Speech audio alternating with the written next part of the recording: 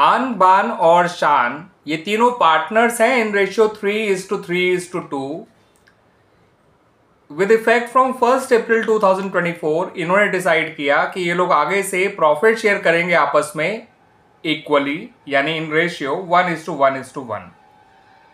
अब जिस दिन इन्होंने ये डिसाइड किया कि ये अपना प्रॉफिट शेयरिंग रेशियो चेंज कर रहे हैं, उस दिन इनकी बुक्स में जनरल रिजर्व अपीयर कर रहा था एट ₹72,000। अब ये चाहते हैं कि ये जनरल रिजर्व के बैलेंस को डिस्ट्रीब्यूट नहीं करना है इनको, ये इसे आगे भी कंटिन्यू करना चाहते हैं, यानी कि balance sheet of the new firm में भी शो करना चाहते हैं। ठीक है बच्चों, तो इसके लिए अब आपको एक सिंगल एडजस्टमेंट एंट्री पास करनी है फॉर दिस पर्पस। ठीक है बच्चों, you have to pass an adjustment entry for general reserve without affecting its book value. ठीक है बच्चों, तो वो कैसे की जाएगी ये आपको बताना है। ठीक है, क्या एंट्री बनाई जाएगी। तो बच्चों यहां पर एक बात समझिए, adjustment entry for general reserve करने के लिए आपको एंट्री बनानी है gaining partner debit to sacrificing partner. उसके लिए आपको पहले इन पार्टनर्स का गेन और सैक्रिफाइस निकालना होगा, तो आइए वो निकाल लेते हैं। तो बच्चों आन का पुराना शेयर है 3/8, बान का पुराना शेयर है 3/8 और शान का पुराना शेयर है 2/8। नया शेयर सभी का है 1/3। तो जब आप इसे सॉल्व करेंगे तो ये आएगा बच्चों 1/24। ठीक है, 1/24 और 2/24, लेकिन ये 2/24 आएगा नेगेटिव। इसका मतलब आन और बान तो सेक्रीफाइस कर रहे हैं, बट जो शान है वो गेन कर रहा है। अब गेनिंग पार्टनर जो है उसको हमें किस अमाउंट से डेबिट करना है और सेक्रीफाइसिंग पार्टनर को किस अमाउंट से क्रेडिट करना है वो समझ लीजिए बच्चों। सबको मल्टीप्लाई कर दीजिए विद ₹72,000। ठीक है बच्चों, तो आन का अमाउंट निकल कर आएगा 3,000 और वो सेक्रीफाइस कर रहा है तो वो क्रेडिट होगा। ठीक है बच्चों,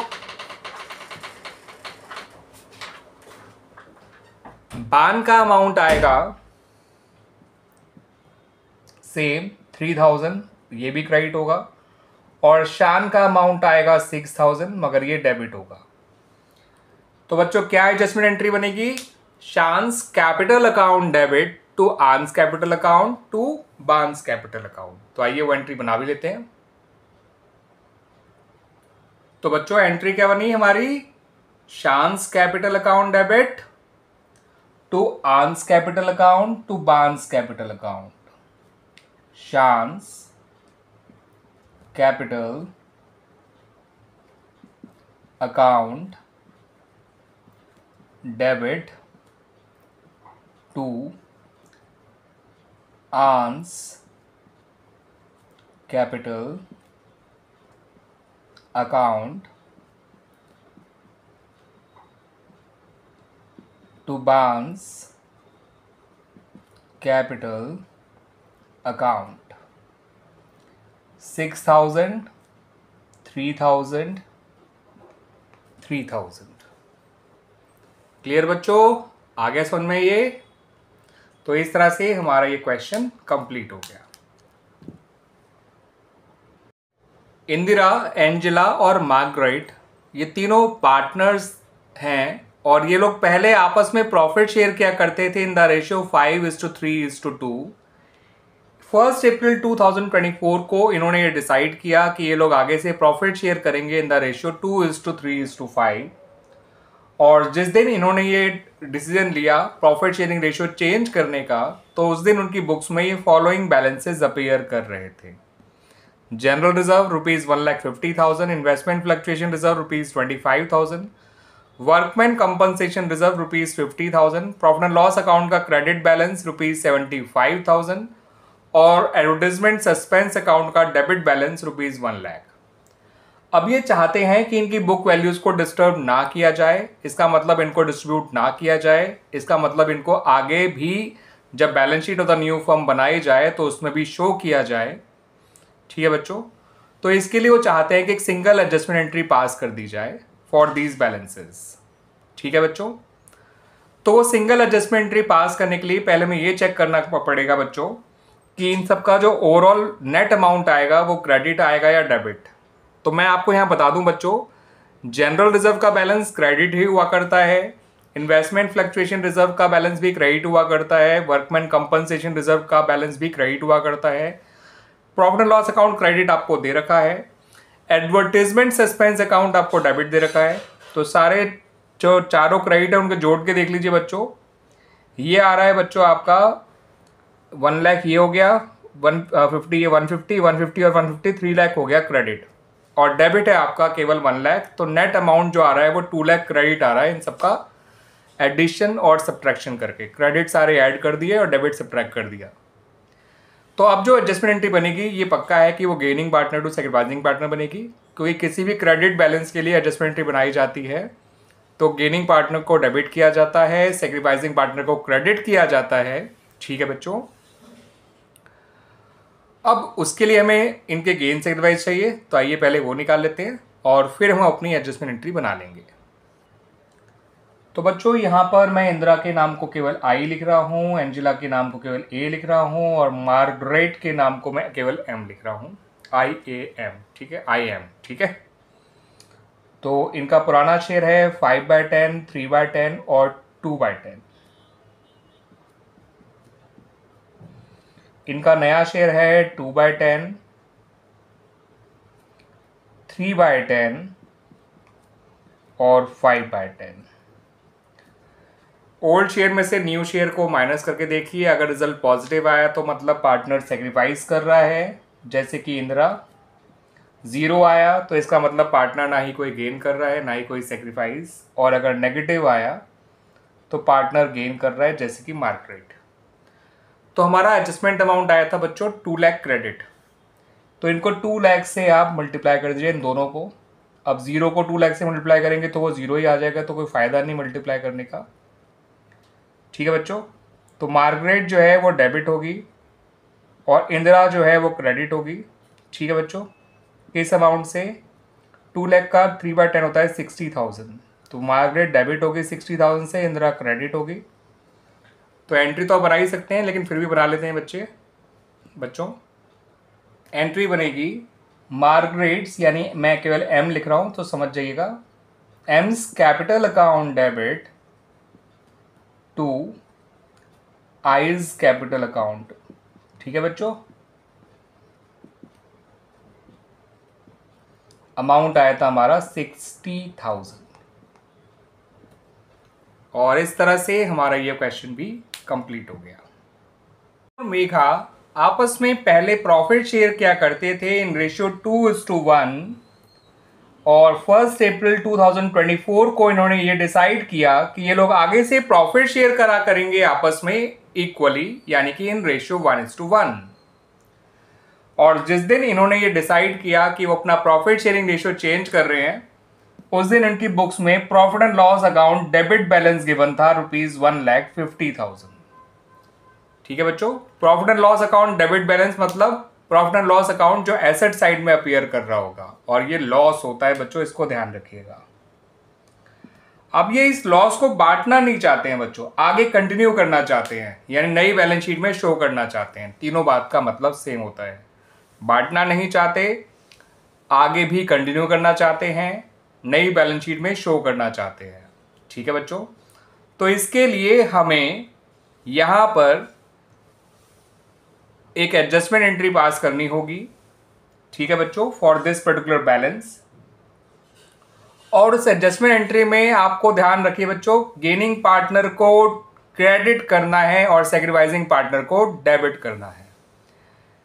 किसी भी डेबिट बैलेंस के लिए अगर आपको एडजस्टमेंट एंट्री पास करनी है, या ये कह लीजिए कि अगर आपको लॉस के लिए एडजस्टमेंट एंट्री पास करनी है, तो आपको सैक्रिफाइसिंग पार्टनर को डेबिट करना है और गेनिंग पार्टनर को क्रेडिट करना है। अब उसके लिए हमें ये जानना जरूरी है कि इनके गेन और सैक्रिफाइस क्या है, तभी हम बता पाएंगे कि कौन कितने अमाउंट से डेबिट होगा और कौन कितने अमाउंट से क्रेडिट होगा। ठीक है बच्चों, तो नितिन और मेघा दोनों के जो पुराने शेयर हैं वो हैं 2/3 और 1/3, दोनों के नए शेयर हैं 1/2। 4 - 3 is 1, 1/6, 2 - 3 इज -1, -1/6। इसका मतलब नितिन तो सेक्रीफाइस कर रहा है मगर मेघा जो है वो गेन कर रही है। और एडजस्टमेंट एंट्री में आपको सेक्रीफाइसिंग पार्टनर को डेबिट करना है और गेनिंग पार्टनर को क्रेडिट करना है, क्योंकि आप किसी लॉस के लिए एडजस्टमेंट एंट्री पास कर रहे हैं, एक्यूमुलेटेड लॉस के लिए एडजस्टमेंट एंट्री पास कर रहे हैं। दोनों को कितने अमाउंट से डेबिट और क्रेडिट करना है बच्चों? दोनों का फ्रैक्शन सेम है, तो 1/6 को मल्टीप्लाई करिए विद रुपीज, जो प्रॉफिट एंड लॉस अकाउंट का डेबिट बैलेंस है 1,50,000, तो ये निकल कर आएगा 25,000, जिससे नितिन जो सेक्रीफाइसिंग पार्टनर है वो डेबिट हो जाएगा और मेघा जो गेनिंग पार्टनर है वो क्रेडिट हो जाएगी। ठीक है बच्चों, तो आइए अब एंट्री बना भी लेते हैं। ठीक है बच्चों, क्योंकि ये लॉस के लिए एडजस्टमेंट एंट्री बनाई जा रही है तो इसलिए हम सेक्रीफाइसिंग पार्टनर को डेबिट कर रहे हैं, यानी कि Nitin's capital account debit to Megha या Megha's capital account.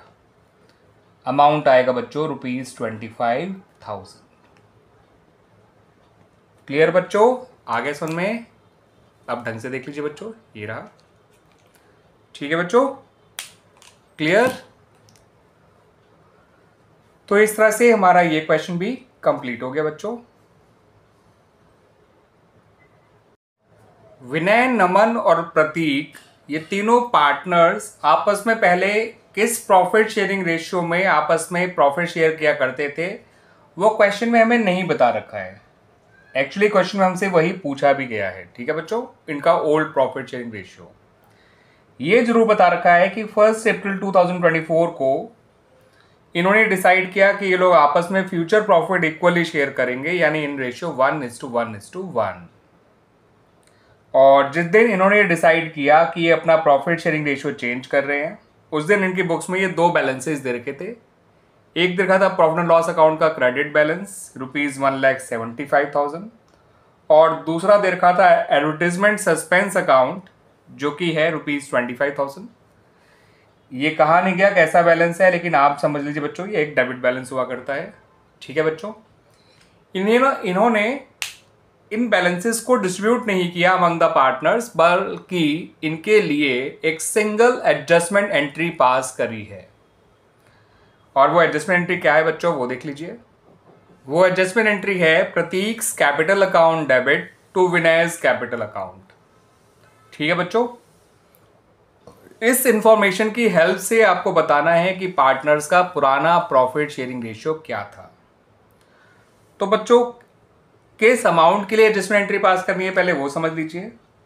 Profit and loss account का क्रेडिट बैलेंस था 1,75,000 और एडवर्टाइजमेंट सस्पेंस का डेबिट बैलेंस था ₹25,000। तो इसका मतलब जिस अमाउंट के लिए एडजस्टमेंट एंट्री पास करी गई है वो एडजस्टमेंट अमाउंट ये है। ठीक है बच्चों, और ये एडजस्टमेंट अमाउंट आपका क्रेडिट होगा बिकॉज ये क्रेडिट बैलेंस है और ये डेबिट बैलेंस है ना बच्चों।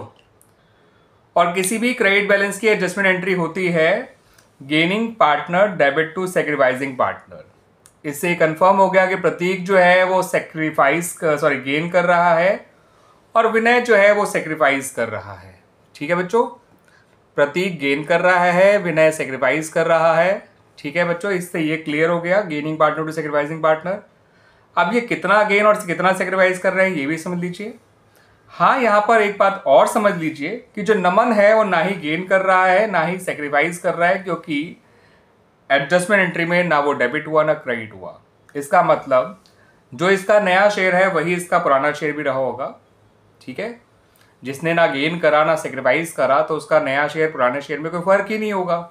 ठीक है, फर्क आया होगा प्रतीक के शेयर में और विनय के शेयर में। अब प्रतीक गेन कर रहा है ये कंफर्म है। अब प्रतीक का गेन कितना है, फ्रैक्शन वाइज वो गेन कितना कर रहा है, प्रॉफिट शेयर वाइज वो गेन कितना कर रहा है, तो उसका गेन निकालने के लिए जिस अमाउंट से इसे डेबिट किया गया अपॉन टोटल एडजस्टमेंट अमाउंट ले लीजिए। ठीक है, तो टू नो कि with which amount Pratik has to be debited, उसके लिए आप जिस अमाउंट से प्रतीक को डेबिट किया गया है और टोटल एडजस्टमेंट अमाउंट नीचे रख लीजिए, आपको प्रतीक का गेन मिल जाएगा।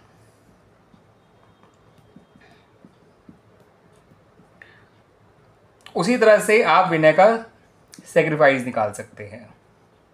जिस अमाउंट से उसे क्रेडिट किया गया है अपॉन जितना टोटल एडजस्टमेंट अमाउंट है 1,50,000, तो ये भी 1/6 से सेक्रीफाइस कर रहा है। ये कंफर्म हो गया बच्चों, ये कंफर्म हो गया कि प्रतीक कितना गेन कर रहा है 1/6, विनय कितना सेक्रीफाइस कर रहा है 1/6।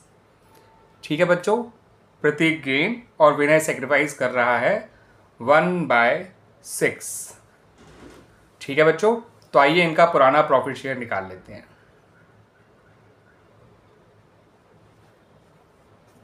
तो बच्चों जिस पार्टनर ने सेक्रीफाइस किया है उसका ओल्ड शेयर पक्का उसके नए शेयर से बड़ा होगा।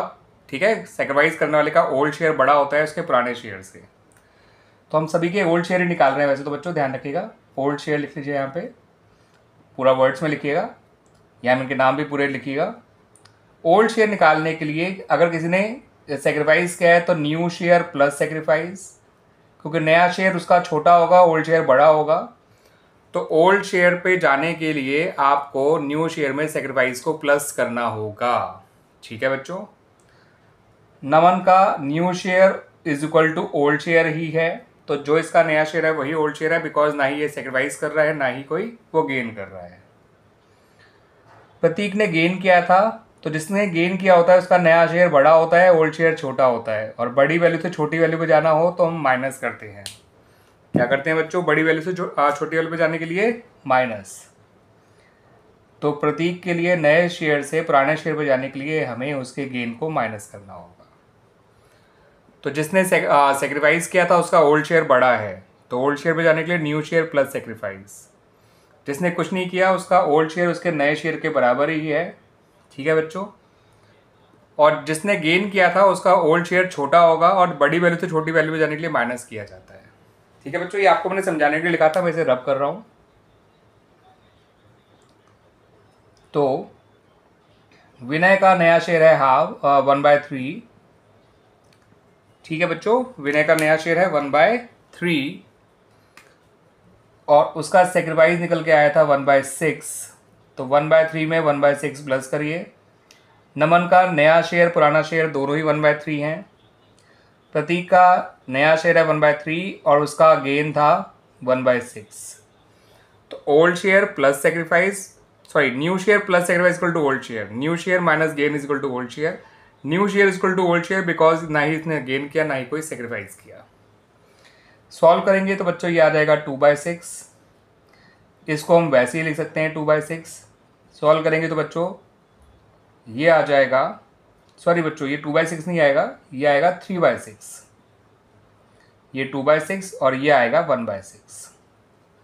ठीक है बच्चों, तो विनय का पुराना शेयर है 3/6,